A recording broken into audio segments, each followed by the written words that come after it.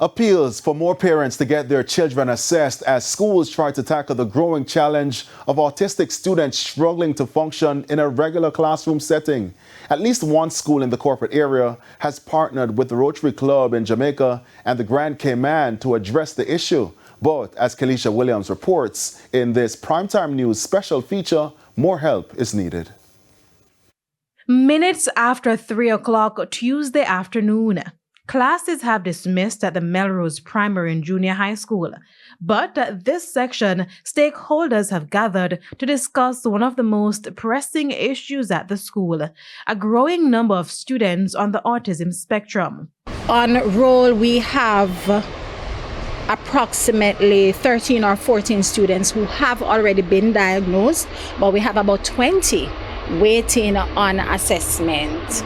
And we have maybe another 10 or 15 who have already been assessed, but we are waiting on the formal report. And there are 365 students at the school and 25 teachers.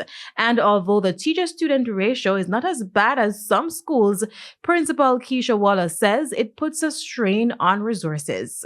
It is quite a balancing act. We have to do some gymnastics now and again in terms of finding the children and getting them to school and staying in school. We offer very attractive programs. What we do to provide the least restrictive opportunities for the students is to have pull-out prongs. So they're pulled out for reading through our enrichment room.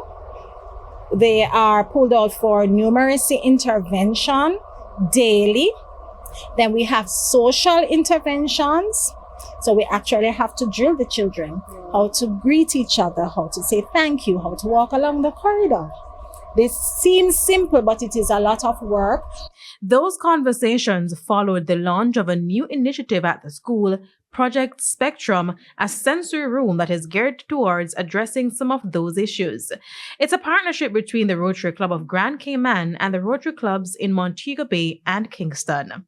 Here in Jamaica, an estimated 1% of the children actually suffer from autism, and access to specialized sensory spaces and trained personnel has historically been too limited. We looked at that gap and decided that the Project Spectrum would not merely be a charitable donation.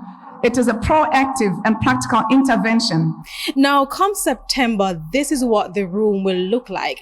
As you can see, it's a sensory room with different elements specifically designed for students with autism and other neurodivergent issues. We waste a lot of high potential individuals by just merely our own prejudices and creating a not understanding. So, big part of the role of this project is to increase awareness and understanding so that we can actually have a lot more out of these children. As part of the program, an occupational therapist from the Grand Cayman will also be deployed to the school in the coming days to train teachers and offer free sessions to students. The school administrators are grateful, but they still have a far way to go in better dealing with students with learning and special disorders, and so more help is needed. So far, the Education Ministry has deployed 4 shadow teachers to the school to assist with those students.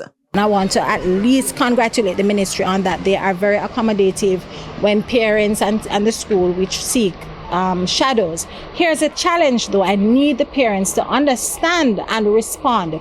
A shadow cannot be assigned unless a child is officially diagnosed with an exceptionality.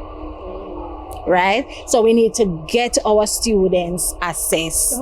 Tomorrow, we'll hear how one parent has been navigating life with an autistic child. Kelisha Williams, TVJ News. Still to come this evening, police-related fatal shootings increase. And in business news, consumers told to brace for price increases as new tax measures take effect on Friday. We'll be right back.